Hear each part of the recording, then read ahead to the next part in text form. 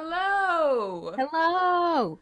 Welcome back to Blerd Roundtable. You may notice we are missing our esteemed Hi Ho, who unfortunately could not make it this Saturday as we talk about episode 6, the season finale of Loki. First, And and unfortunately, we are late today. Sorry, we apologize. that But is, we are here now. we are here now, and that's entirely my fault. Momo did nothing wrong, as per usual.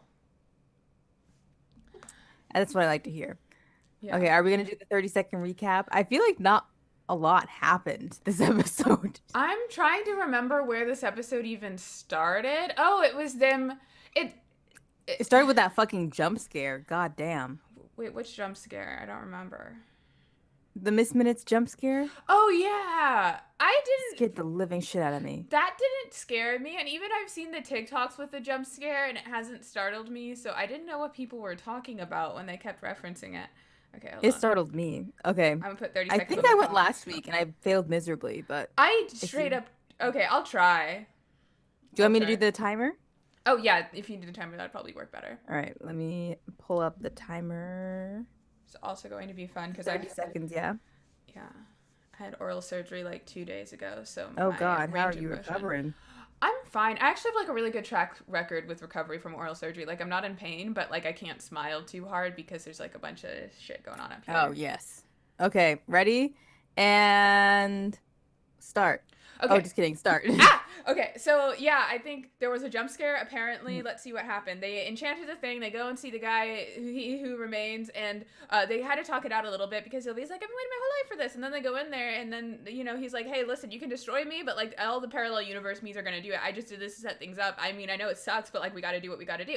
And then Ravonna was like, "Fuck you, Mobius. We've been working on stuff." And he's like, "This is all a lie." And she's like, "I'm lawful neutral. I can't not do this." And then she goes and leaves somewhere. And then when Loki comes back, everyone knows when it remembers Time's him. up. I mean, good effort, but we did miss the whole. You conveniently didn't get to the kiss part. I Conveniently can didn't get to the. I fuck. This happened. Sorry, I was doing like a stream last night, and the same thing happened Yeah. where I'm like, I can't smile. Like I can like this is the most smiling I can do. Oh, I sorry. feel like American Psycho. I'm just like, um, yeah. I left out the kiss part because I believe the kiss should have been left out from the get go. Valid. That's valid. I really like one of my things before we like talk about the episode itself, just a little bit of meta, Yes. is that the director, the writer, and the conductor for the score all seem to have different interpretations of what was happening here. When I read that the conductor was like, he looks at her like he looks at his mom. And then the tweet that Kate Aaron posted for the National Siblings Day a couple months ago of Luke and Leia kissing. You know she got that script and was like, fuck. I just think that, man, I think it is a big misstep that all three parts of the show were on completely different pages. Oh, yeah. I think regardless of like what you thought of the pairing, you had to come to a common ground somewhere. At Like you some couldn't point, just go off on your own. At some point, once it's like, okay, we're doing the self-cessed clone thing, regardless You have to how fucking commit. you gotta commit. The fact, someone pointed out, because you know how people are always like, sometimes people say queer baiting, and it's not actually queer baiting. It's just two people having a moment together. Because people were like, people were shipping Sylvie and B15. I will say that one scene between the two of them had more chemistry in it than Sylvie and Loki the entire time. The entire time. Personally, I didn't really feel any emotional investment between the two. Like I didn't see Sylvie and Loki having, how you say, chemistry. No, they had like maybe like history class. They might have had Maybe. geometry. Maybe geometry. I see I think geometry. they had Maybe trigonometry. Yeah, they had trig I with don't each see other. chemistry. No chemistry whatsoever. Which is a lot because Tom Hiddleston has chemistry with a lot of people. I think the people that had the most chemistry was like Ravonna and Mobius, and that's because they were actually like friends, quote unquote friends. And like they didn't even have romantic chemistry. That was just like platonic chemistry. Yeah. Sylvie and Loki definitely gave vibes of two people who were like assigned projects by the teacher, or they didn't have anyone left over, so they just kind of had a partner with each other. That's what they're giving me. Yeah, I didn't really see like romantic Well, chemistry in this pairing, but I mean, like, to each their own. I mean, I'm serious when I say that Loki and Mobius had more chemistry. They did And that was though. literally just jailer and prisoner, It was literally jailer jailer and ex-prisoner. prisoner. Oh my god. Ravonna and Like, Mobius. Oh, sorry, reading the chat. Had yeah, go insane ahead. chemistry. Their scene in the last episode was one of the best acted scenes in the series. It was good. Like, I have like a TikTok in my drafts about this, but I am not a fan of like the Marvel like TV show movie hybrid like format they have going on. Like, it's just not vibing with me as someone that likes TV and doesn't like movies. For most of these shows, it seems to be very like movie leaning. Yeah. I I don't know. It just feels like, do you remember when they used to have those extra long movies and they sold them in like DVD like sets? So like Mm-hmm. the CD one is like half of the movie and Yeah. then the second half. That's what Loki feels like it's about to be. Like this feels like a very long first half of a movie. And then we're gonna have to wait 2 years to get the second half of the movie. Yeah, and also like all of the movies and have kind or all of the series have existed in this weird interstitial space. Like for a mini series to have such a big cliffhanger, it's just kind of like it leaves It's me. actually not a miniseries, it's a TV Oh series. yeah, TV series, my beam. Yeah. For a TV series just to have such a big cliffhanger and like I have absolutely no idea when season 2 is coming out. I have no idea which movies are going to be in the timeline between here and season 2. I have no frame of reference for like what to expect because all of the other any of the other miniseries, any of the other movies could change it. Mhm. It just kind of makes me like, ah. And also just kind of seeing how the series was handled with like the writing of Loki, with the thing we mentioned about the director, the writer, like people just not being on the same page, which has kind Yeah. of been a very like it's been a constant for Loki's characterization. He just kind of fits whatever is needed. Which is kind of is as a Loki fan, it's kind of frustrating. I'm just like I don't really know what I should expect out of the second season. Like if I think WandaVision had a oh, go second ahead. season, I feel like I kind of have a good idea of what's going to take place there. Yeah. But yeah. In my opinion, I'm not like a Loki fan. Like, I'm not even like that big of a Marvel fan. So I was watching this and I was just like taking everything for face value. Like, there was no, oh, this is so out of character. Because I'm just like, I don't know this guy. I don't know him. Yeah. So I was just like chilling, and I did Sorry enjoy to the this series, man. but yeah, I was like, sorry to this man. Like, I'm not emotionally invested in your character. I Um, yeah. but I did enjoy. I enjoyed like the idea of the series, and I was really on board for this again buddy cop show I didn't get.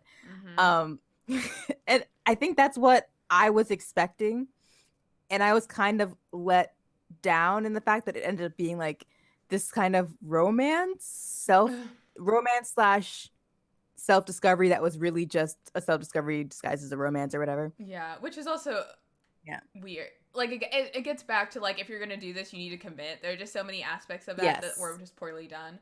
Um, And my biggest like critique has to be that the season finale was just almost exclusively exposition. right? I I was not a big fan of that. And I'm just like, the thing is, you've seen The Magicians, right? If anyone in the chat has seen The Magicians, you should see where I'm going with this. Spoiler to season 1 of The Mm-hmm. Magicians. Like season 1 of The Magicians had like essentially the same like story points that Loki did, like, oh, we think this person's the villain or this group is the villain. They're actually not the villain. We find out almost at the very end that this person's the villain all along. Mm-hmm. Um, but the magicians managed to pull it off and still give us like the worst cliffhanger ever before season 2. But I think they were able to pull it off because number one, like we ditched the exposition before the season finale. Yeah. And number two, it was a TV show that committed to being a TV show. So like Yeah. every episode felt like the natural progression of a TV show, not like an extended movie. You know what I mean? Yeah. And someone in the chat says that they feel like there's a shared problem Black Widow and Loki have. That the title character is not really the main protagonist, and I think this comes back to things setting up for other things. But yeah, and I think like, I think Loki as a series, like, as you mentioned, I think it was good. I'd probably rank it, like, my rankings probably go WandaVision, Loki, Falcon and the Winter Soldier, as far as how I like the series, but, you know, with a little bit of problems with characterization. The thing that I'm really getting at is nothing in this series, aside from the fact that they're like, a Loki always survives, and that there are only Lokis left in the dead world place, whatever. This didn't have to be Loki. It was not. It was only really Loki's character because it couldn't really be any of the other characters because, like, it wouldn't really make sense. But, like, I don't know. They kept kind of making it seem like this fate thing that, like, Loki, by the way he is, like, specifically suited. And it just kind of gets back to the same Marvel thing of people just write Loki however they need to fit into whatever slot they want. But, like, the entire series. Because I'm like... I do feel that. I do feel that. There's no character development that happened in this series that didn't happen in the Sacred Timeline version of the story. I guess you're right. But, I mean, like, I didn't have a super big problem with his characterization because I didn't know him really well going in. But I do understand everyone else's, like, gripes with it. Yeah. And I really think it's production's like L on this because everyone decided they had a different take on how the show was going to go and no one was on the same page.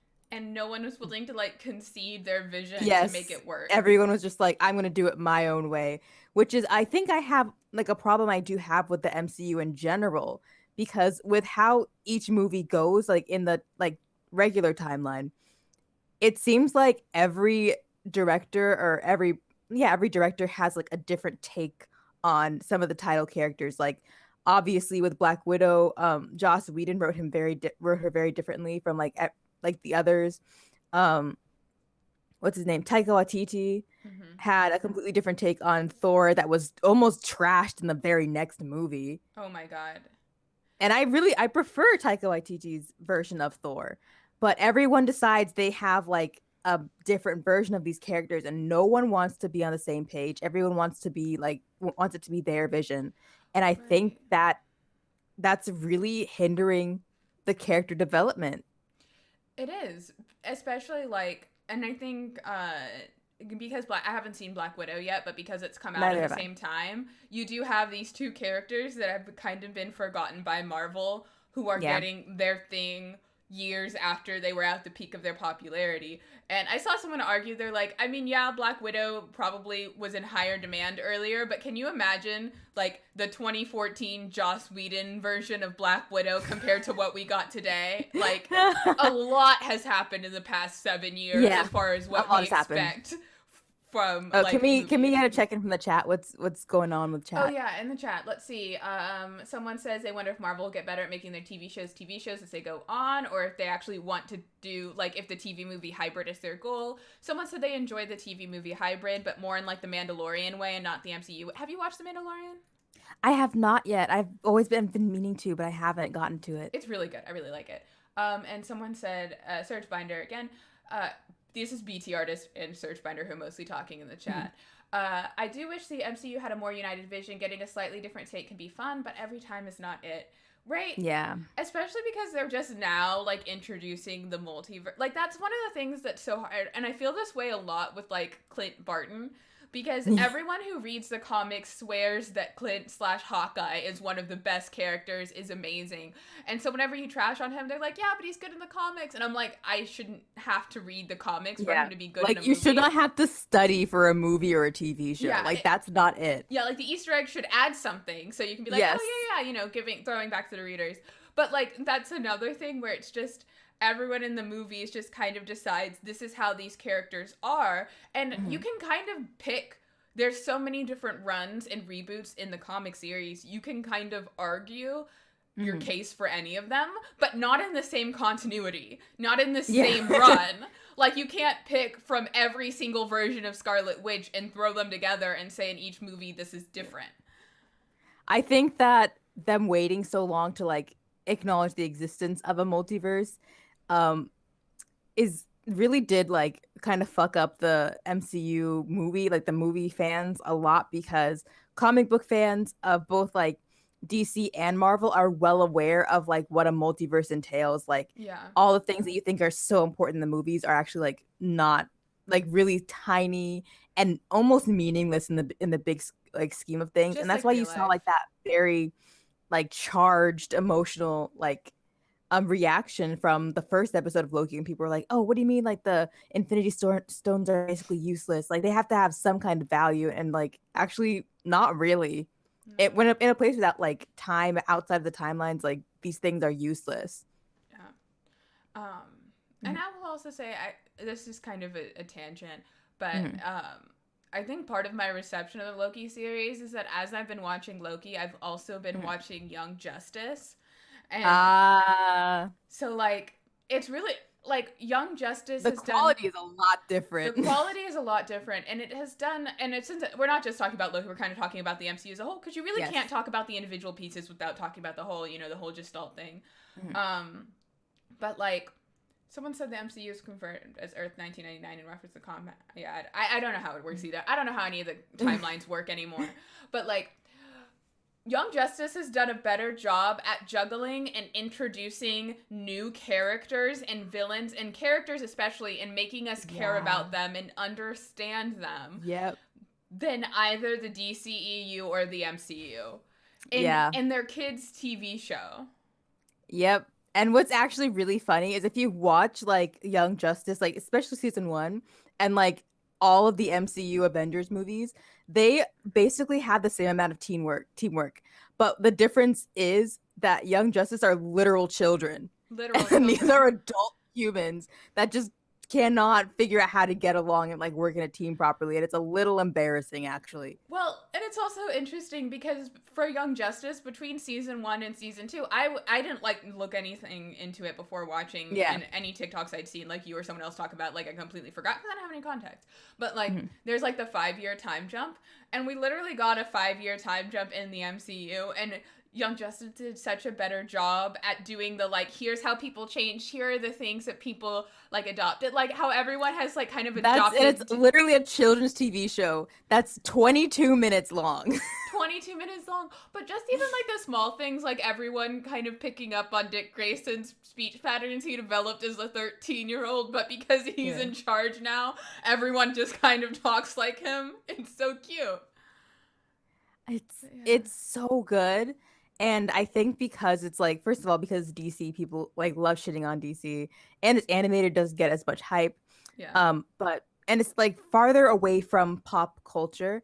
If I'm sure like everyone watching this knows, but like back in the day, and I mean like maybe like 90s to like early 2000s, like DC was like the forefront of like everything. Like the Justice League were all like the staple comic book characters.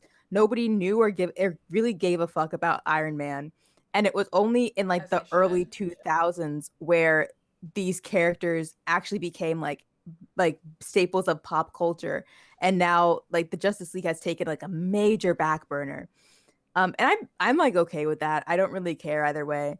But this is very new. Like the MCU and all the characters that we are being introduced to are very new in terms of pop culture. And I think that's kind of interesting to see how we're going to see that progress in the future. Because it's almost like a new, like, what's the word? Starts with a P. Man. I'm gonna need more. Give me like a synonym or a vibe. Like I don't know. It's like a vibe meaning like a new era, almost like an era. Okay. Starts with a P. I can't remember the word, but you know what I'm going at. Yeah. I'm getting at. Yeah. Now I want to know what the word is. Hold on a sec. It starts with a P, and it's like basically no, not a period. Hope someone knows. Ugh, God. I cannot remember the word, but it's in like on the tip of my tongue. I don't remember the word. And to BTS, it's not BTS, BT artist. Actually, they are the same vibe. Young Justice and like Invincible are really the same vibe. I think might be the same animation team because they look very similar. Yeah. And also like the not Guardians of the Galaxy. It's like whatever the Justice League equivalent in Invincible is. It's like a total like play on the Justice League. Oh yeah. The Guild of Guardians, something like it's that. It's like the Guardians of the World or something. Guardians of I the almost Globe. said Guardians of the Galaxy. Right, Guardians of the same. Globe, I think. Yeah. God, I can't remember the word. You know what's gonna come to me like a week later. It's fine. Oh yeah, BTR says not vibe, but like hype. Like people should be as hype about Young Justice as they got. Oh, okay. Invincible. Yeah, I agree. I mean, like if people are into gore, like Young Justice doesn't have that gore, so yeah, you can tell. It's each their own. My favorite thing was being able to tell that when they moved to streaming from Cartoon Network, but it was between season 2 and season 3, because season 3 is like dead bodies, blood everywhere. And I was like, yeah, this is when that happened. You can't do this on cable. Can't do this on cable. Yeah. Oh, speaking of nothing in general, when are we gonna address the racism that Sylvie exhibited by destroying and killing the owner of a black-owned business? I mean, like we can do it now. Yeah. I do want to say before we get into that. Okay.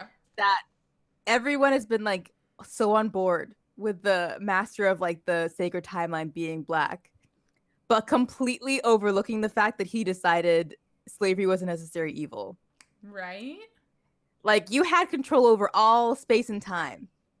And you decided that this timeline with however many hundreds of years of slavery was a necessary part of it. And I'm like, interesting. Fascinating. Mm-hmm. Oh my god, have you seen the TikToks about it where one person was like, oh, how'd I get here? It's like, oh, I just beat cancer. And they're like, you sure did, little buddy. In the timeline for like a little kid. Someone said, oh no. Yeah. It's like, oh, you beat it too well. Someone said, you think you can't, but Infinity Train did some weirdly brutal murder on Cartoon Network. Yeah, but the brutal murder, I mean, the Flex Wasn't thing that, happened like, on Cartoon off-screen? Network. The on-screen thing, the on-screen spoiler in season 3, that was after they had already moved to HBO, though. So like, okay. Yes. And it wasn't even that violent. Like there was no blood. Yeah. It was traumatizing for damn certain, but there wasn't any blood. So it doesn't count as gore. I forget that gore like is a thing that people dislike, so I'll recommend a movie or something, and then there's just like absolute slaughter, and they're like, "What the fuck?" And I'm like, "Oh." Note to self: don't take recommendations from Amelia. Oh my gosh, there's just blood. Everyone has it.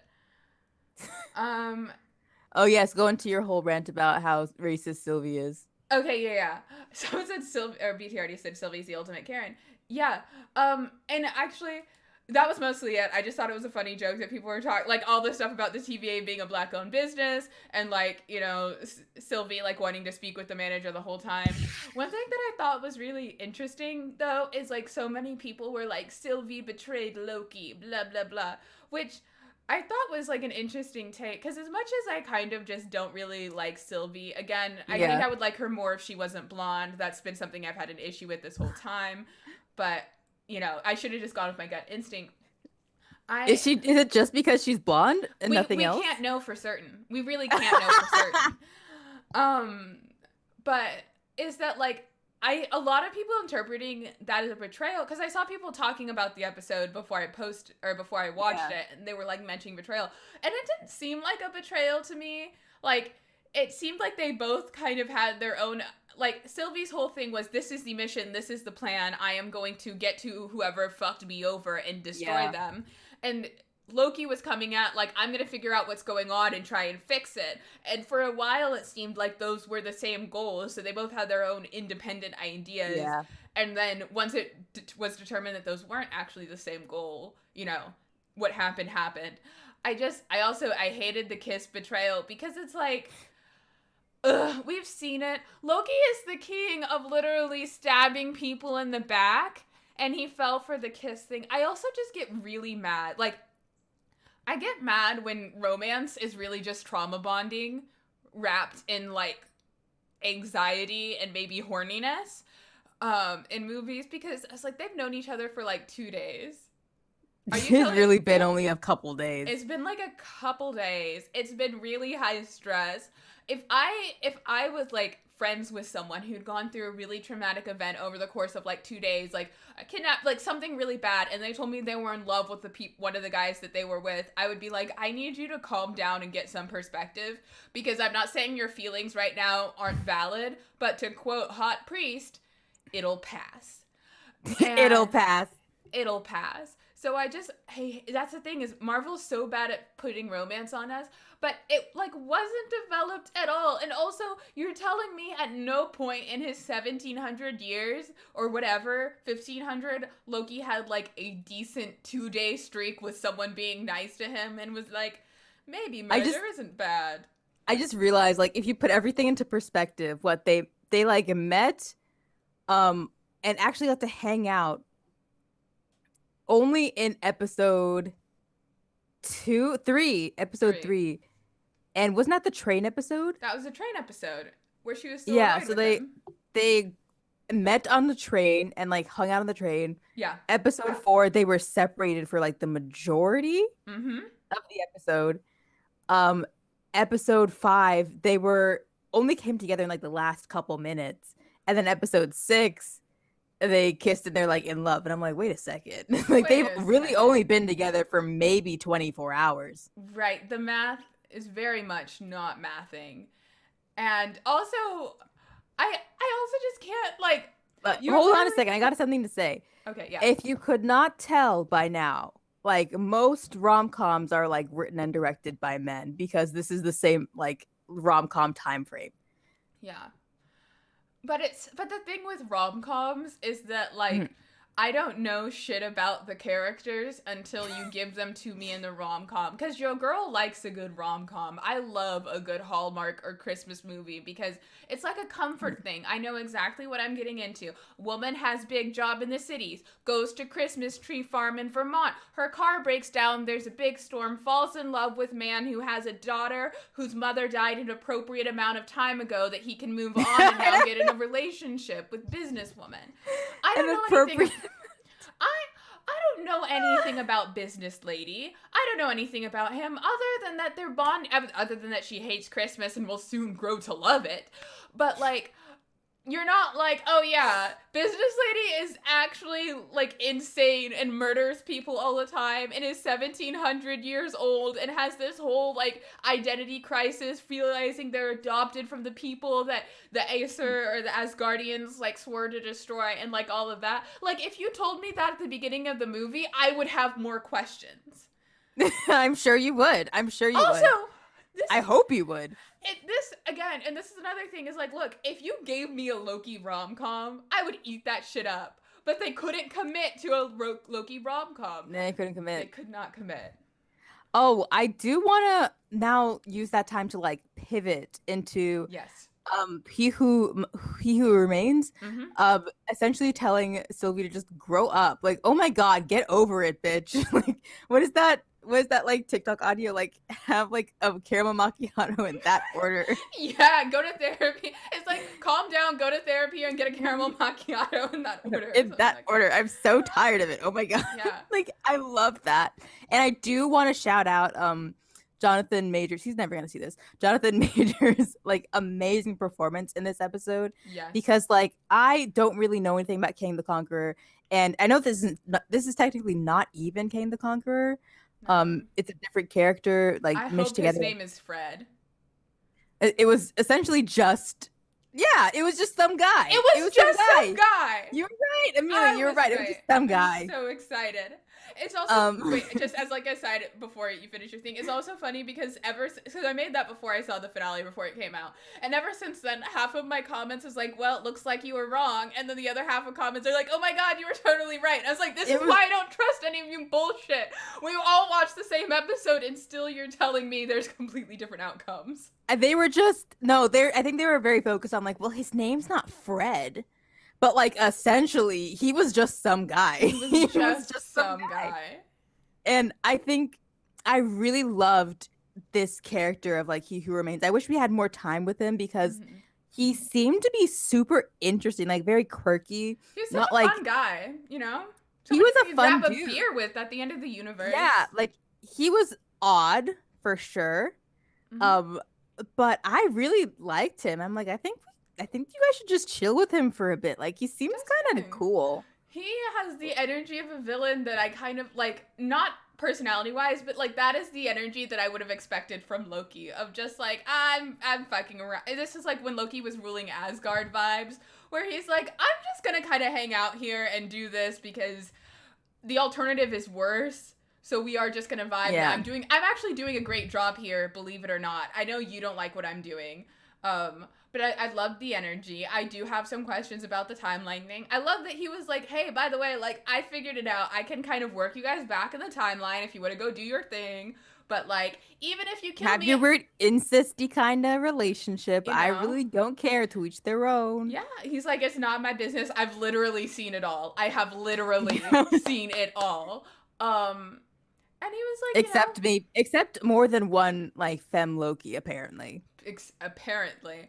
And then he was like, like, there's just something about a character who is like, I love a competent person. I love a competent character. I especially love it when competent characters ride that, like, hero villain line, because he's technically a villain, but also, like, he was just some guy. He was just some guy who was doing the best he could in the circumstances and was incredibly competent and had all the information and was making the best decision he thought he could make, which I love in a character. There's nothing else I love more in a character archetype than that.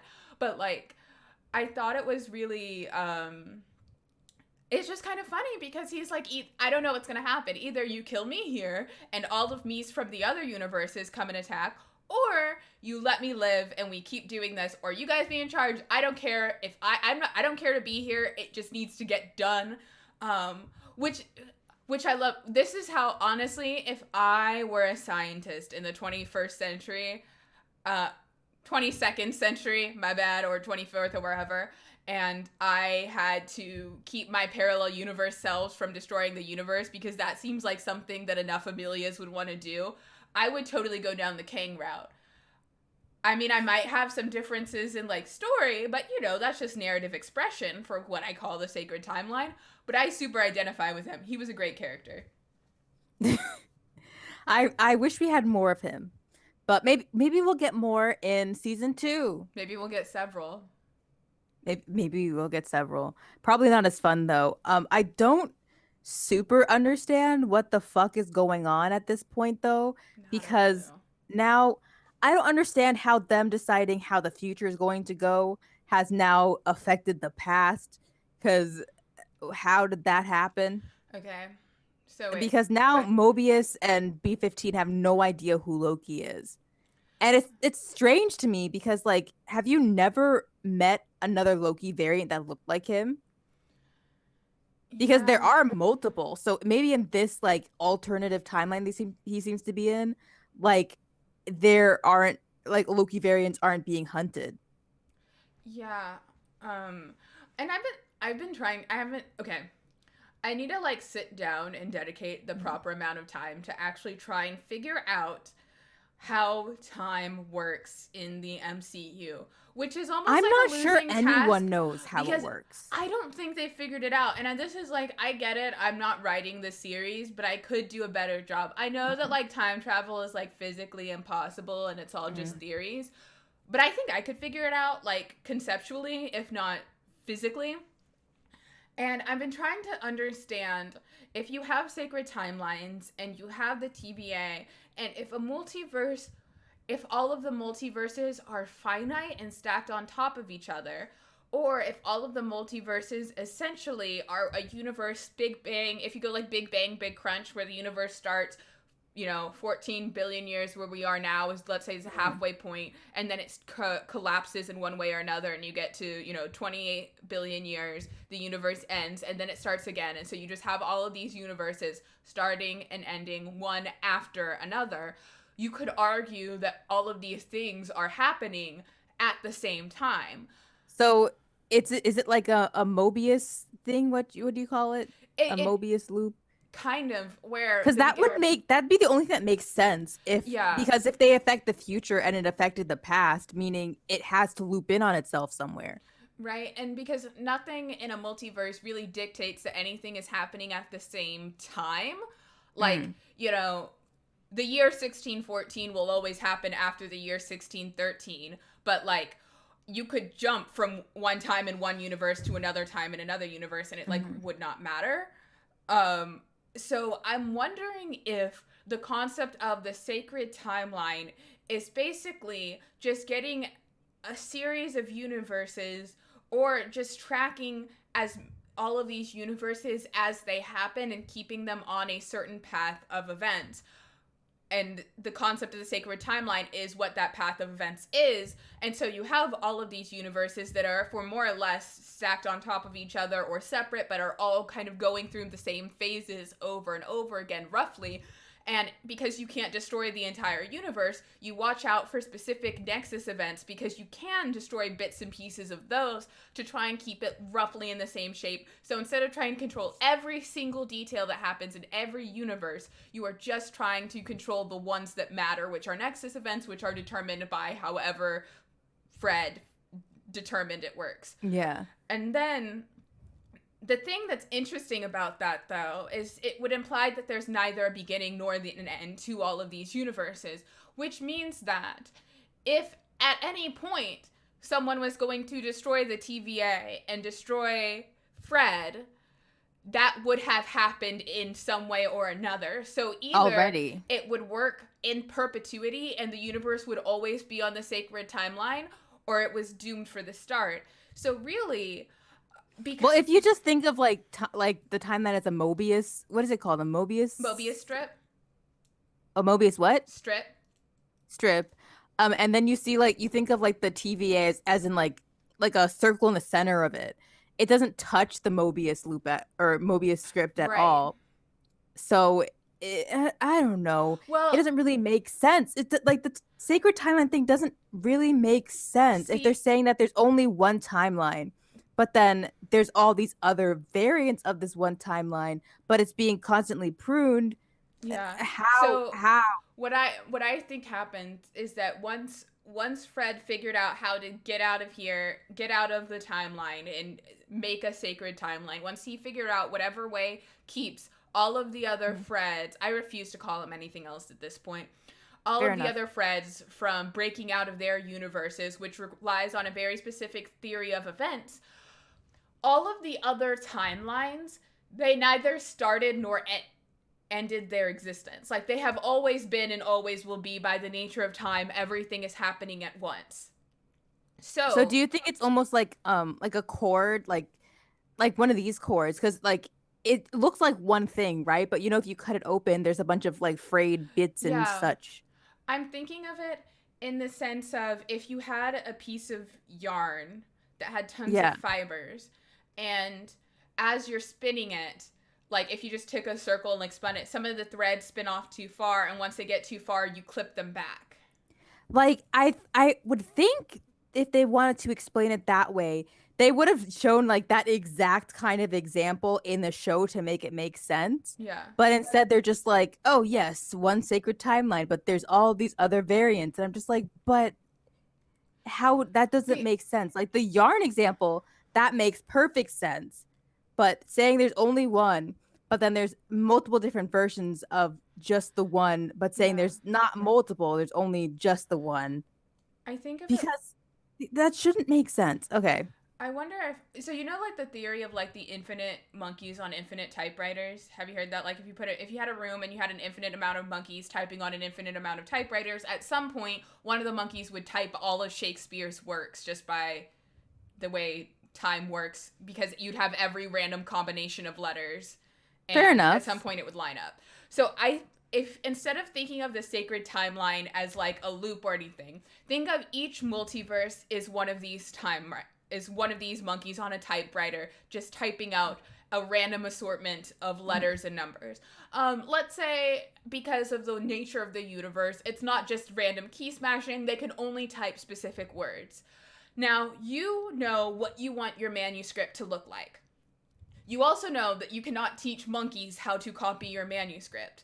So instead, what you do is you monitor what all of these monkeys are typing on all of their infinite typewriters.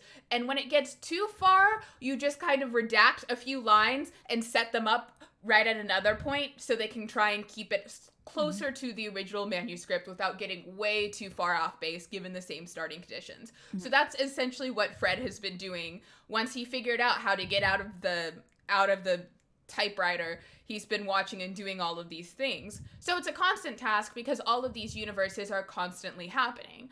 As soon as he stops doing that, as soon as the TVA stops doing that, all of these universes begin to just go back to writing whatever the fuck they were writing, which means that in some cases, parts of the past can be rewritten or parts of the future, because if you are going at random bits and pieces, like going at random time and random intervals to redact and adjust things, sometimes you will have changed something in the future and then didn't change it in the past. So now when that past is happening, it happens differently, or that future happens differently, which is why as soon as you stop the TVA from regulating things, it fucks up.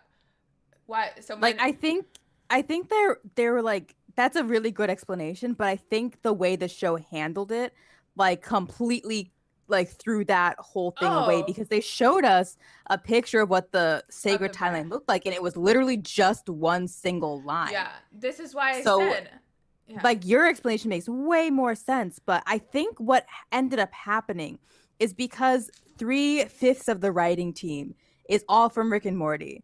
They just use the same Rick and Morty ideology of, like, there's just multiple Ricks and multiple Mortys from different timelines. Yeah. But they just decided, instead of saying they can't say multiverse because there's not supposed to be a multiverse in the show. So they were just like, oh, we'll just say that it's one. Then at the end, we'll say multiverse. Yeah. Because, like, in Rick and Morty, that way they did time travel and, like, multiple timelines makes perfect sense. Because they always say that, oh, these are different timelines of Rick's and Morty's, because there's different timelines. We've been to different timelines, blah, blah, blah, blah. Yeah. And now in Loki, they seem to have taken the same, like, approach, but tacked in sacred timeline only one on top of that, which now doesn't make sense. See, this is why I should have written it, because my way makes sense, and it's the only way, given all of the information that they've given us, that lines up, as far as I know. Because the way they've made it, it doesn't line up, it doesn't work. People should consult me for time travel. I guess so. And I just feel like at this point, people that are genuinely saying that, yeah, this makes perfect sense, like, you just don't get it. You're lying. They're lying. They're lying to sound smart. This doesn't make sense. It doesn't make sense. It does not. And I know this because they didn't consult me. And then the thing, too, is, like, in Rick and Morty, it also, like, they just didn't ever have to go deeper into that. They were like, yeah, there's multiple timelines, parallel universes. And we're all like, oh, yeah, we know what a parallel universe is. And then it wasn't, like, important. But now it's, like, actually really, really important. No, like, the logistics of this actually matter, since you're saying this is a bad thing that we don't want to happen. And at least now, it won't affect the way that, like, the sacred timeline shit works. That won't affect the actual MCU, because, like, the important part of this is that there are now multiple timelines. The fact that there was supposed to only be one is irrelevant to the MCU. So now we get to see the multiverse of madness, and I'm looking forward to that. Yeah. Do we want to catch up on the chat a bit? People have been saying a lot of Yes, sorry. No. It's mostly been me. I apologize. I'm just really passionate about time travel. Okay, not all variants are colonizers.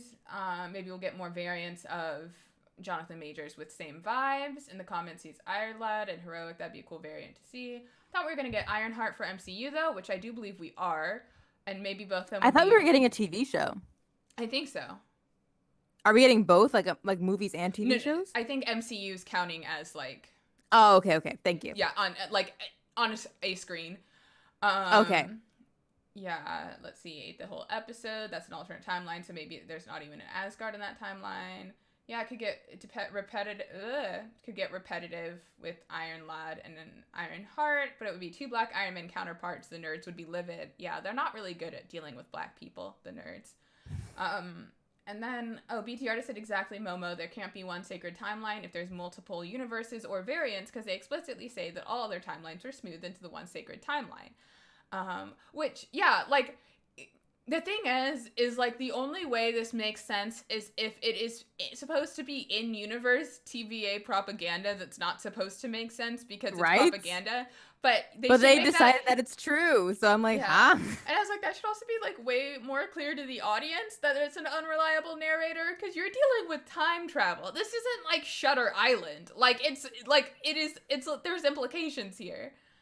And then Search Finder said, I want to be clear, I did overall enjoy the show, but I think there were just like some like missteps I can't like ignore. Yeah, no, same. And I think with a lot of science fiction, there's this saying, and I can't chalk this up to COVID either. So no, I'm in COVID right now, and I know how timelines work. So like, figure it out.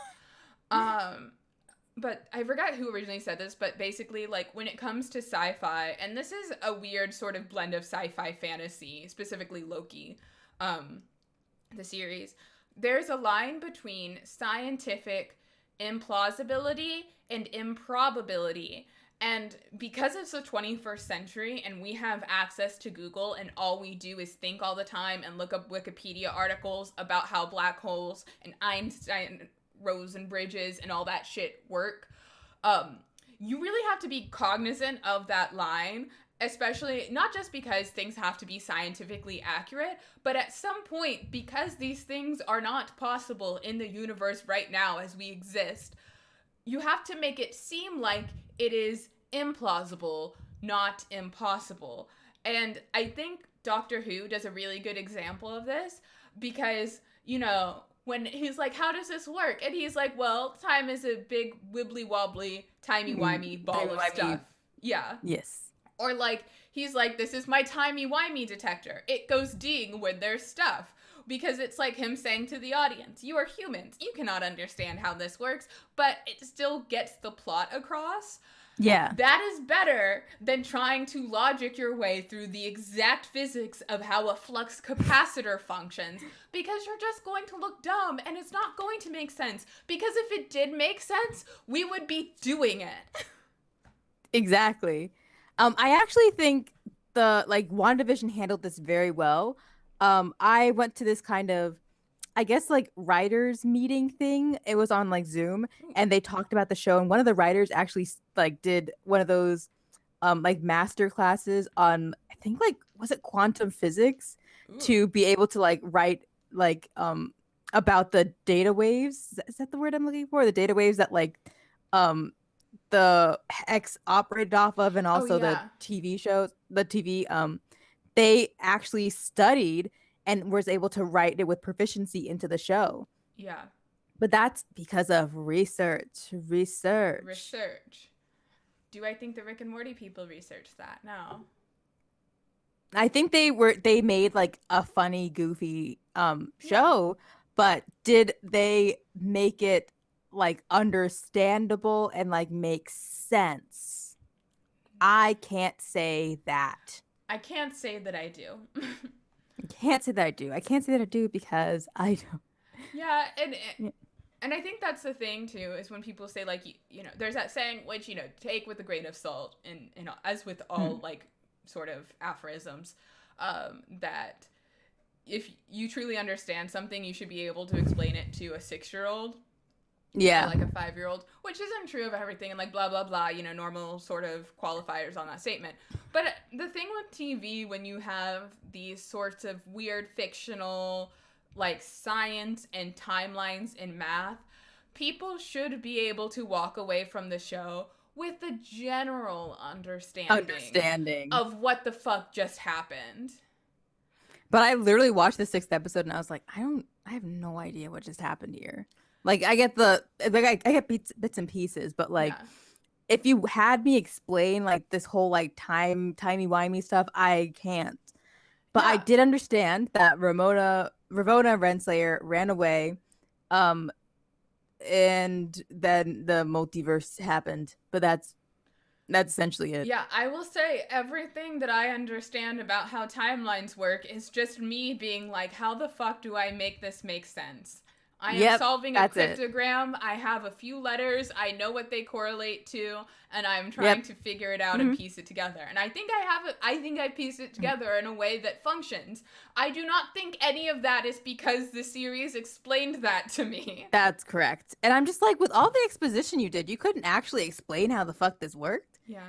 Also, especially because the perfect way to do it would have been the way, like, you know how Marvel, or like TV shows, because Marvel all has that same kind of like quirky humor that they work into things, which would have been someone speaking really fast at some moment, explaining exactly how the timeline worked, give them like 30 seconds to blush through it, and then they'd say, English, please, and then you'd say, oh, you know, the multiverse. Solved. Yeah. I fixed your series. Yep. Kind of. Hire me. Kind of, sort of. I just think that there were better ways to handle it. Yeah. But what they gave us, I would give like maybe like a 7. I was gonna say 7 as well. I'm not like super excited for a season 2. I do miss the simplicity of WandaVision though. I miss how I felt in WandaVision. Did this give me the same amount of like feelings as WandaVision? No. I'm still chasing that high. I would agree. You know how excited I was at the start of this series because I was getting so much Loki content. And then as it went on, the way they were giving me Loki content made me less, like, enthusiastic. I think in every way. Like, I went into WandaVision not knowing really anything about Wanda or Vision. I left caring so deeply for both of them. I left caring deeply about almost everyone. But with Loki, I entered the show not really knowing much about Loki, and then I left still not knowing very much about Loki. I don't feel like emotionally attached to anyone except B-15. Yeah. And maybe Mobius, but that's it. I entered WandaVision thinking like I don't give a fuck about the Scarlet Witch and Vision, and that's why I didn't watch it for the first few weeks until I saw people talking so avidly, like, excitedly about it. And then I started watching it and I was like, holy shit, this is amazing. I left the show. I want everything from Wanda. Literally every single thing that white girl wants, she should get. I don't give a shit. Is she some sort of, I don't even know what the word you would call it, like criminal? Maybe. But who isn't in the MCU at this point? Meanwhile, Loki, I went in so hyped because Loki is my favorite character. And now I'm just, like, worried about season 2, how much more they're gonna fuck this up. Also, this movie, or this series, didn't even make me care about Loki more. It made me wish they had just not messed with him. Like, I mean, I'm not attached. I am a DC fan, so, like, it's a really impressive thing if a Marvel like show gets me to care deeply about the characters. So I think maybe WandaVision was an outlier because I did enjoy parts of the Falcon and the Winter Soldier. I think I might have just like really been holding out watching for Joaquin Torres. Is that the name? Torres? My God, yes. I was just like waiting every episode like, yes, Torres. Yeah. Yeah, I think. Well, as someone said, a search writer said, the lower the expectations, the higher the MCU delivers. LOL. Okay, but I also had like really low expectations for Falcon and the Winter Soldier. I thought it was gonna be okay, and it was okay. I did chalk that up to COVID. But I do have to give props where props are due. They did tell us a complete story. They had a beginning, middle, and end. And I didn't feel like, wow, I have no idea what's going to happen next. I'm just like, oh, okay, like we can go somewhere with this. That's how I left like the Falcon and the Winter Soldier. I had some kind of closure. Yeah. Like obviously I couldn't get that from Loki because it's a multi-season show, but I would have liked some closure, like a little bit, just a wafer thin mint. But like now I have more questions than I had going into episode 6. Yeah, and like the thing too with Loki is that oh shit, I totally lost my train of thought. Hold on a sec. It was something about Falcon and the Winter Soldier. Catch it. Yeah. Oh my gosh. Okay, something about Falcon and the Winter Soldier and Loki. Yeah. About closure maybe? I think it might have been about closure. Oh yeah, because while I feel like the Falcon and the Winter Soldier opened up more plot threads than it could satisfyingly close.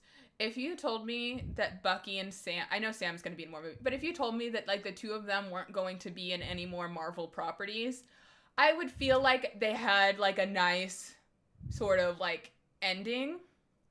Mm-hmm.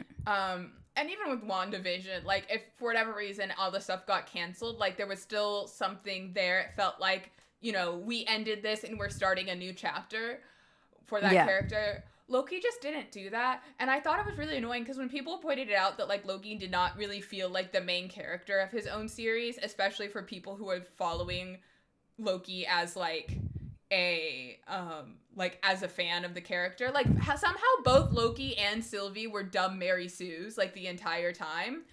And I do think this has to do with the fact that WandaVision is leading into a movie, The Falcon and the Winter Soldier is leading into a movie, and Loki is not leading into a movie itself. Like some of the plot lines are bleeding into a movie, but it's not like you're supposed to watch Loki and then because of Loki, you're going to need all the background information from this show to get what's happening in that. You're not going to need that at all. Yeah. Like something that happened in this show is going to have effects on in the movie. But like you're probably not going to see Mobius or Ravonna Renslayer or Sylvie or B-15. So like none of those characters really matter for that movie. And I also think that gets back to the writer, director, and like everyone not being on the same page. Because with the other ones, especially because like different aspects of them were also affected by COVID, like as far as casting and what they could or could not do. But like they had this idea of like the WandaVision has to set up for this movie. Falcon and the Winter Soldier has to set up all of these things. So we are going to write a story and a plot that at least in some way has to end here. And I think Loki being a series and season 2 gave them a lot more leeway to be like, if we don't tie these up or we leave a lot of open ends, we have another season to work it out. Yeah. I mean, that's what they did for the Magicians, but like I think they personally, I can't really say if they handled it better, but I think they're on track to handling it better than Loki. Yeah.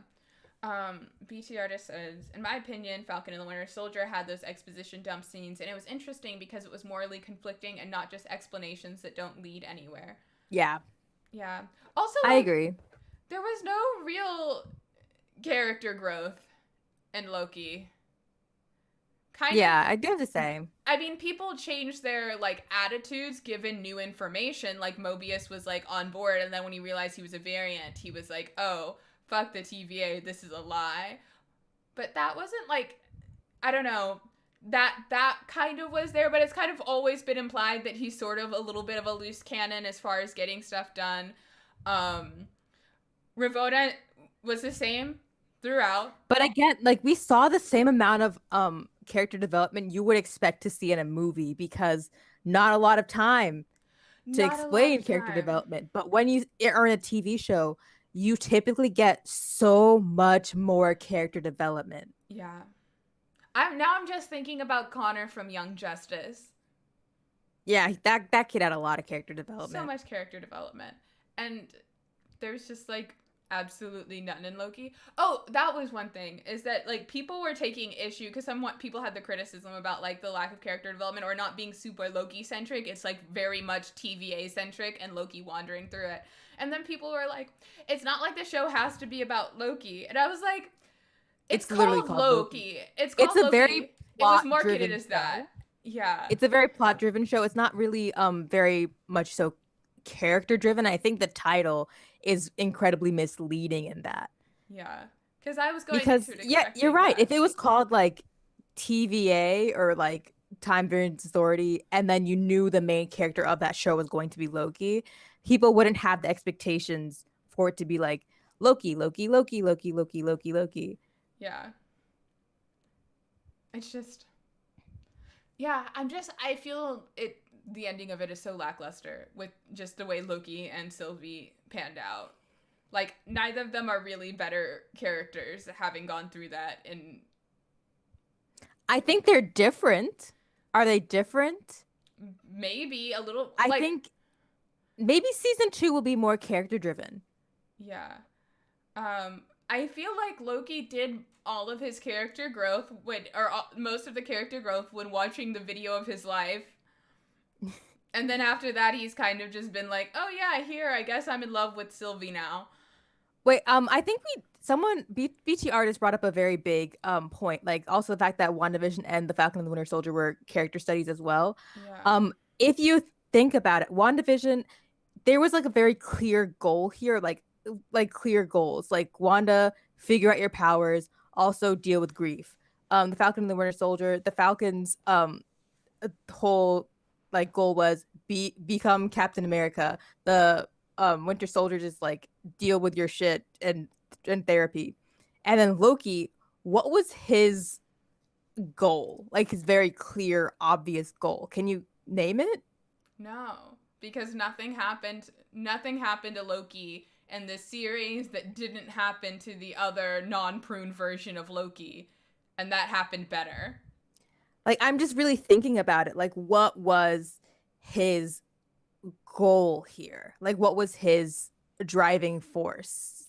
Other than like apparently banging Sylvie, I guess. Behind the TVA. But like his actual internal, what drove him, not what the plot decided was going to drive him. Yeah.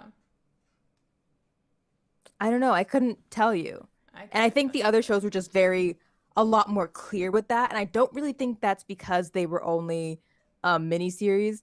I think it was more maybe like a very clear vision that they had. Yeah. And from what I watched with the WandaVision writers like talking about the show, they seemed to be all on the same page. They were entirely certain about what they wanted to give, and they were just a very cohesive force. And I assume because of that, they also worked very well with the director and the score, people that wrote the score, obviously, because damn, the Agatha theme slaps. So good. I think maybe the teams just worked better together. Maybe that's it, the teamwork aspect. Because now I'm thinking about Loki, because someone brought it up earlier, The Mandalorian. Because Mandalorian is also like, there's not a whole lot of what I would call like character development from Din, because the whole thing is he's just, I have a kid now and I'm going to protect it. I have my ideals. There's like a little bit here and there, and there's kind of, but at least, his driving force is protecting kid. Yeah, but protect child. Yeah, but it's like still interesting. And I think if you were going to compare them in the facet of two people who are just now kind of realizing they are way in over their heads to the like galactic playing field and the things that are going on in the background, The Mandalorian seems so much more sure of itself as a genre. That's the other thing too, is like WandaVision was a love letter to sitcoms and TV, even though it had its plot line. Like that, like I can say that everyone is like, yes.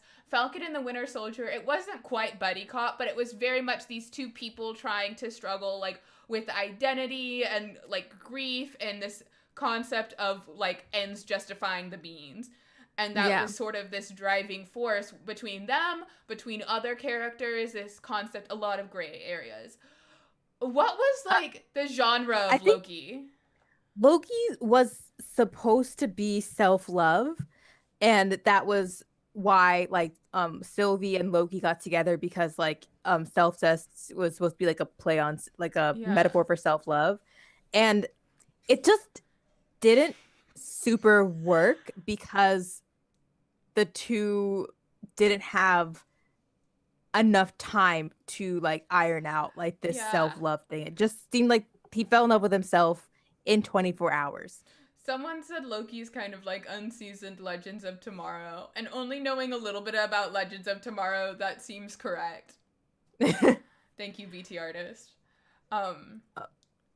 Yeah, I was gonna kind of go off on that, the concept of self-love. It's also weird to me that this sort of like Brandon, or like the excuse that people use is like, oh, well, this is about self-love. It's not self-test, it's self-love. When you have these weird... It's both. I mean, it's both. But like, I'm talking about like how people are engaging with the show. But you have these things where it's like contradicting how similar they are and how different they are as far as like self-love goes. especially when he's like, especially the whole thing about like him being like, she's a woman, Loki, and she's so different from us, and she's like competent and scary and smart and like wild, like whatever. But it's like, that's, if you're saying all of the things you like about her are things that you do not like in yourself, or that you do not see in yourself necessarily, the metaphor for self-love kind of isn't as strong there. And I saw someone on TikTok say like they're disappointed in like the Marvel content creators for not doing like a more in-depth analysis, but like analyze what? It's not that deep, bro. It's a hot tub. What you want me to do? Hold my breath and sit on the bottom? Like, there's not much to explore there. Like it's just there wasn't a lot to explore. Yeah. Like maybe we'll get more in season 2, and maybe season 1 was just like functioned as exposition for season 2. I don't know if that's the best way to write a TV series. I've never written a TV series. I can't say. But I'm not a super big fan of this. I'm not like the formatting. Yeah, I'm also not optimistic about season 2. Like, my outlook on season 2 is, I hope you fix this, not, I think it's going to be great. Like, if they had a second season of WandaVision, I would be excited, even though I know there's nowhere in the plot that needs that. Because I'm like, it doesn't make sense. I don't know what it would be about, but I would watch the hell out of that shit and be happy. It's funny. Yeah.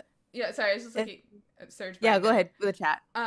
They said the way Sylvie went, we're the same in episode 5, and then in episode 6, Sylvie literally says the opposite. And if you think about it, it's like half an hour between those two statements in world. That's the other thing, is I think because of all the time travel and like the fact that this is, it's not dropped as a binge watch, it's dropped serially. Do they expect us to like forget that this all is happening like in the span of like 2 days? They don't sleep at any point. Yeah. They're just running. They took short rests. They took a short rest. They regained some hit dice. Like, I can't say I'm super anticipating season 2. I do want to see where this is gonna go from. There's not gonna be a season 2 of WandaVision. I'm sad about it, but like I get why not. Like it told the story it was supposed to tell. Oh yeah, there's no reason for it. It gave what it was supposed to give. It did. The Falcon and the Winter Soldier, they're not gonna have a second season of the Falcon and the Winter Soldier because he's now Captain America. Yeah. So maybe they will do like a spin-off series called Captain America and the Winter Soldier. Cap and Cap. Don't hold your breath. Yeah. Hold your breath. Don't hold your breath for that because we're probably just gonna get Captain America 4. Yeah. But Loki, we'll wait. We'll wait for it. It's like, and yes, the head writer for Loki is going to be doing Multiverse of Madness. Yeah, I hope these issues don't persist into that movie because if they miswrite Wanda, I'm gonna go on a murder spree. Yeah, that's the other thing is, it's really hard for me to be disappointed by MCU movies because my standards are already so low. I kind of wish that Multiverse of Madness was written by Jack Schaefer, who did WandaVision, because I feel like the people that wrote WandaVision loved that show so much, and they were so in love with writing it, and you could tell. Yeah. And I feel like no one else could just write that character with justice, because the way Jack made us give a shit about Wanda when really no one did going into that show, phenomenal. That was a fucking genius. Like genius. It was genius. And there's no way anyone else can really pull that off. And if he manages to pull that off, like Michael Waldron, like hats off to you. But you have like big shoes to fill. Yeah. And that's the thing that really gets me from like, you know, the perspective of this is Disney trying to make as much money as possible. Because even though I would excitedly watch a WandaVision season 2 that we're not getting for obvious reasons, and I'm not super hyped for Loki season 2, I will probably watch season 2 of Loki because I just kind of want to know. And so it bugs me because from a numbers perspective, it is the same as if this were perfect and wonderful, and it does not matter. We are all just consumers of content. Yeah, you're not wrong. But I mean, oh, also Jack Schaefer wrote the Black Widow movie. So if you did love WandaVision, the writing in WandaVision, maybe consider watching Black Widow to see more of that. And Yeah. also, what was I gonna say? I don't know. My brain like completely like gave up on me for a second. I'll come back to it. Go ahead. Oh, I was saying, yeah, that's the other thing. Things that I did not expect in 2021, actually wanting to see Black Widow. Because, like, after seeing the first Spider-Man movie, I have not given a shit. Unpopular opinion, I guess, I don't care about Tom Holland's Spider-Man. And it's nothing against Tom Holland as an actor. I just don't like the way they've written him, and I don't feel like not to be, snobby or whatever. I just don't think the character is really, like, any other Spider-Man. It's just kind of becoming a weird Iron Man Jr. And because Marvel doesn't like to let people stay dead, they just let Iron Man become Uncle Ben just to kill him again, I guess. But yeah, they tried to replace Uncle Ben with Tony, and it doesn't work. It doesn't work. But yeah, so there's a lot of Marvel movies I don't give a shit about. WandaVision has made me want to actually see Multiverse of Madness because now I give a shit about Wanda. And hearing everyone talk about Black Widow, I'm like, I hate to give ScarJo money. I really do. Yeah. But if it's going to be an actually good Marvel movie, I'm intrigued. I will say that. I think some people's critiques of that movie is that it doesn't feel like Black Widow is the main character of her movie. However, she's already dead. Like she's already dead.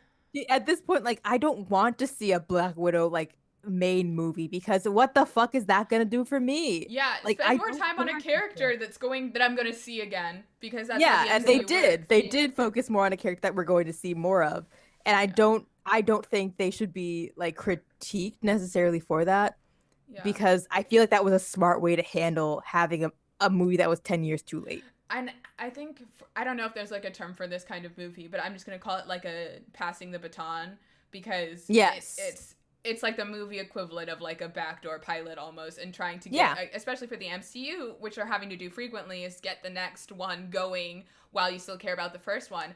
And I think having not seen the movie, the fact that you're able to do that in a prequel movie is fascinating. Yep. And I'm okay. I'm okay with that. I'm okay with it. Let's see. You want to catch up on chat? Yeah. I actually was really into Wanda pre-WandaVision. I don't know why though, because we really got nothing from her. I mean, sometimes it's just like that. I mean, when we get like a second like actual female character in the MCU, you get excited. You get excited. The MCU is so scared of the Spider-Man origin story. It's so funny to see them right around the great responsibility line. Yeah. I think it's because they're trying not to step on Sony's lines, toes. Which BT artist said, I don't know if Sony or Feige is to blame for the lack of Uncle Ben. The world may never know. Also, I very much disagree with the context. We're gonna see more of that character, though. I assume that's referring to Yelena. I think the Florence. I feel like Florence Pugh is supposed to be in another Marvel project. I think so. Yes, I think so. I think we actually will see more of Yelena. Yeah. I only know anything about her through the TikToks and the thirst cam. I've heard people say that we are going to see more of her. So I just assume that we probably will. I also like this concept of just like these big name actors just doing their stint on Marvel to make money and then fucking off and doing whatever else. Like, good for you. Like, props to you.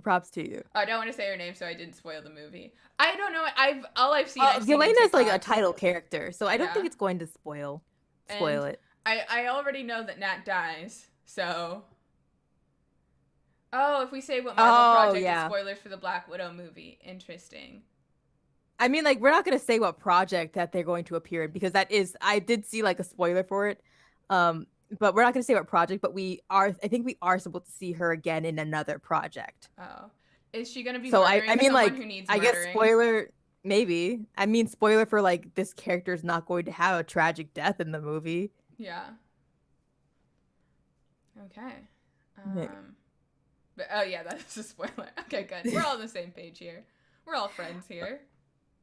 I mean, like, I feel like we're low-key done talking about Loki because There's like nothing much nothing else to happened. say. Nothing much to talk. So I do want to talk about something I've been very into Okay. recently. I have just been absolutely addicted to Dimension 20, specifically the Unsleeping City. Yeah. Oh my God, I've watched almost every episode in the last week. I'm on episode 16 of I 17 for season one. I'm happy to convert you to the Dungeons and Dragons side of Yes, TikTok. It is you have not it's absolutely converted me. not even an active goal, but just by becoming my friend, you do just become nerdier. Like I know. it happened.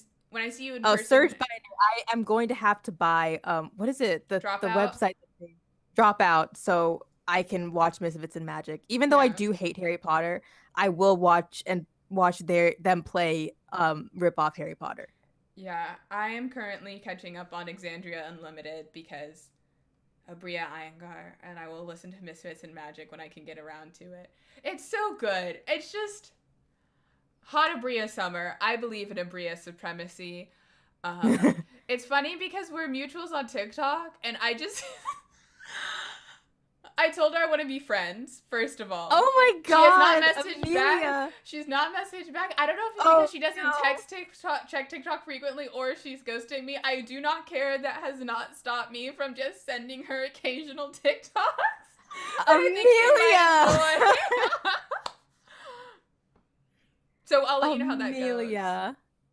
Oh my They're God. they're like good generic TikToks, you know, like cute kids doing stuff, some fun nerdy ones. Not a ton because I don't want to overwhelm her if she's not checking the app. Like I don't want her to like see like 47 notifications, but every week or so, let's just throw another one down there. I mean, if we're gonna get I don't even know what TTRPG stands for. Can you translate? Tabletop role playing games. If we're gonna get an Avatar tabletop role playing game, we do have to play that, Amelia. Oh yeah, I can run it. Yeah, I saw some of this like they just released like parts of it. I don't know if it's like actually fully released, but I do call either Korra or Katara in advance. That is I not have how that works. that is how it works. No, you don't like play the characters. You make your own Oh, we character that don't? lives in the like Avatar universe. Oh, we have to make our own? Yeah. Oh, okay, I And can do think that. it's like powered by the apocalypse, which you don't know, Momo, but I'll kind of explain for the I don't know what class.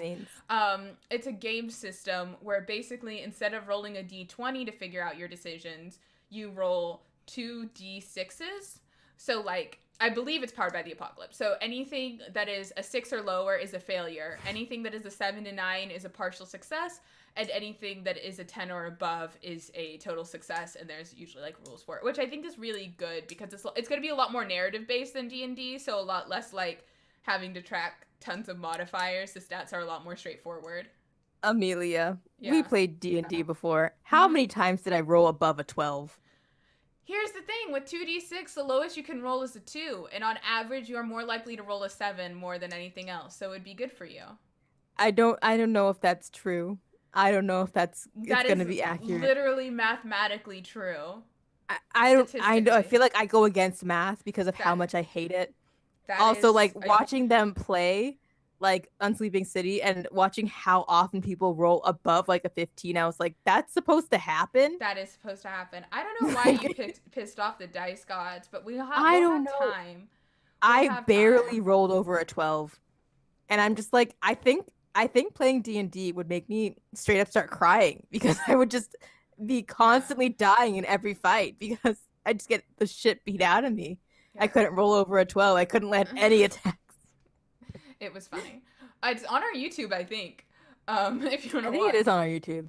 Yeah, someone, Search Binder, I play D&D in a very story-focused way and should really use another game, but you don't want to learn another game. Honestly, any Powered by the Apocalypse games, they're so easy to pick up. It is way easier to learn than D&D. There's also so many other RPGs, especially like one-page RPGs. Highly recommend, because a lot of those, it's literally just you roll a single die. Just because I think, as this is like a personal little soapbox of mine, if we're looking at, to put on my pretentious cap for a moment, tabletop role-playing games as a medium for collaborative storytelling, when you play games that have different mechanics that emphasize different aspects of roleplay, of storytelling, of collaboration, of how individuals affect the story versus like DMs affecting the story, especially if you play like GM-less games. Those really will help you kind of expand your idea of what narrative role-playing games can be. I think they make you also just a better storyteller because there's a lot of principles, especially if you're interested in writing and like for, print or like just, TV or movies, if that's something you're at all interested in. Playing role-playing games and learning the different ways that a story develops and how having specific constraints or specific incentives can help you develop a story is actually like a really good skill. So I'm not saying you don't have to play D&D, like play D&D. That's just one thing that I feel a lot when a lot of people take Dungeons and Dragons and they change all the rules to make it work for their group. Like, that's totally fine. I'm not going to tell you like how to play the game. I don't give a shit how you run your game at your table if you're all having fun. But looking at other games, not only does it support other smaller creators, but it does actually change the way you approach tabletop games and writing. I get off my little soapbox, take off my pretentious hat. No, I like that. I liked your speech. I didn't understand most of it, but I did like it. Oh, yay. That's all that matters. I'm just now emotionally stressed from watching. I think I'm in the middle of the, what is it called? Hold on, I still have the tab open. The Times Square Megaden in I have not watched Unsleeping City yet, but oh my god, you have to do it. It is on my list. It's on my list. It's so good. Like, it's my first one. I didn't watch Fantasy High or Crown of Candy. I think I just clicked on like the Unsleeping City because like I did see a black person in the thumbnail, so I'm like, oh, there's a person of color here. Yes. Yeah. That's the move for tabletop. His name Lou? Yeah. I don't know anyone's names really. I just know the characters' names. So I know one person's name obviously. So I am all fucking over it. I'm all over it. I love it so much. Thank you, Amelia, for converting me, and also the Wood Mother. Yeah. I just like randomly text them like, oh my god, so and so did what? This is insane. It's so good. So good. Okay. I didn't know if every season had POC. I was just like, oh. Yeah, I know. I think they actively like do that each season, at least one. And Misfits and Magic, I think Brennan's the only white person. I wanted to watch Misfits and Magic, but it's not on the Dimension 10 like YouTube channel. I do have to pay for a dropout for that, and I will. It's like $5 a month, yeah? Yeah, I think so. I don't know. I have a mutual who has a login, so I just use theirs. Lucky. Yeah. I'm going to get it probably like later this week. Yeah. Okay, Brennan's only white person confirmed. Good for him. The only one ever. Only one who is. Brennan's a really good DM. Like, all the voices, I'm just like, this is a completely different person. I'm convinced. Oh yeah. I wish I could be that good at doing voices, but I refuse to ever practice or spend time on it, so we get what we get. I mean, you do that like very elegant, like almost like English voice very well. Posh voice. Yeah, it's a very posh voice. That's like how I talk to myself in my mind. Are you serious? That's like my inner voice. Yeah, I sound very fancy in my head. Yeah, that's rad as hell. I just can't be bothered. I could actually talk like that all the time, but that would be a little bit much, and I am more self-aware than that.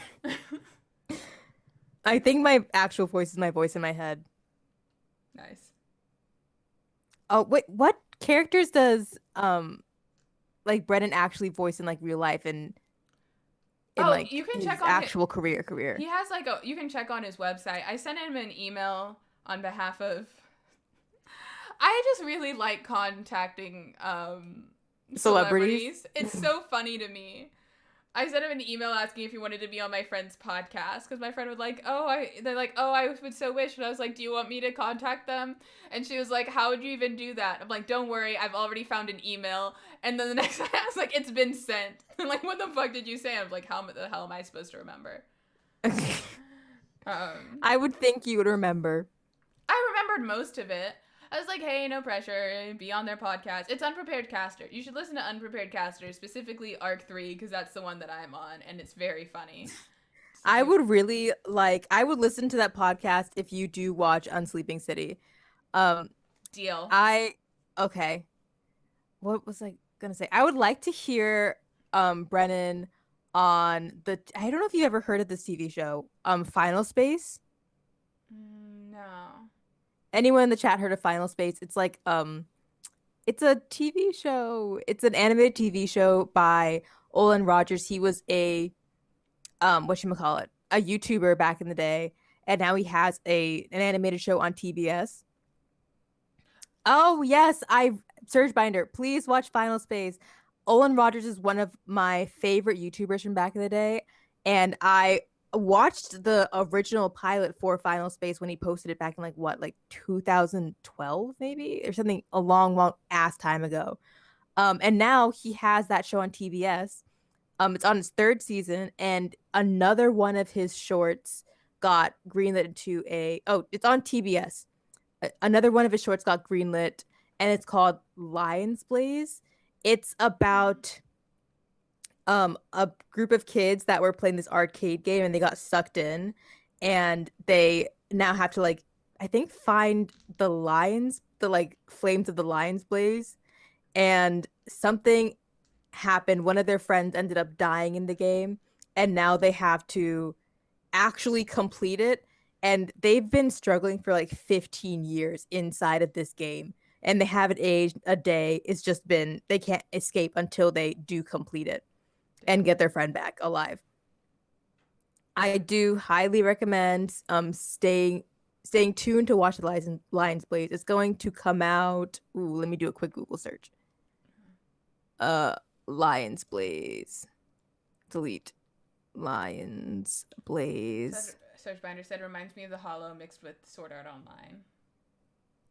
Kinda is. Lions Blaze. The Lions Blaze will come out. I don't know. It was only recently sold. Oh, hold on. He did post an update. Come on, Olin. Okay. We're probably like expect the Lions Blaze next year, because a year ago he finished the script for it. So I'm going to expect maybe next year we will see it. It's a really great story. You can actually watch the pilot trailer thing on YouTube, his YouTube, if you just type in like the Lions Blaze. Super good. Stan Olin Rogers. And watch all of his old YouTube videos because they're really funny. Yeah. Okay. And do you have anything else to shout out, Amelia, before we wrap up? Do I have anything else to shout out? Okay. Unprecasters. Oh, okay. I am having my first article that I'm being paid money to write is going to be published next week. It should be published next week. I'm very excited. It's an article about the coming out PowerPoint presentation I used to come out to my parents. It's phenomenal. It is great. Everyone keep an eye out for it and share it everywhere. I'll post about it on all of my social media. Oh, I could drop the thing for people to follow us. Yes, you can.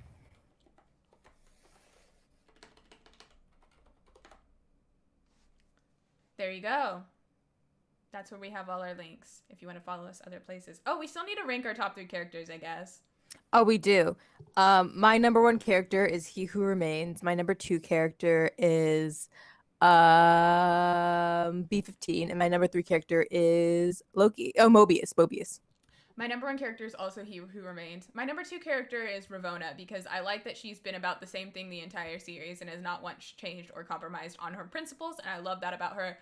And my number 3, I'm going to say B15. I just want the best for her. I can't wait to see more of her and Mobius in the future. Am I excited for the show altogether? I plead the fifth. But I do want to see more of those characters again, and if I do have to watch season 2 to do that, I will. Love to see it.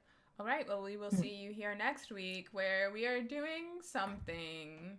We're doing something. It won't be Loki related. It'll be us related. It'll be us related, so we will. It's gonna be a surprise. Do stay tuned in our socials. We will be giving a shout out for it. Beautiful. Okay. All right. Bye, everyone. Bye. Thank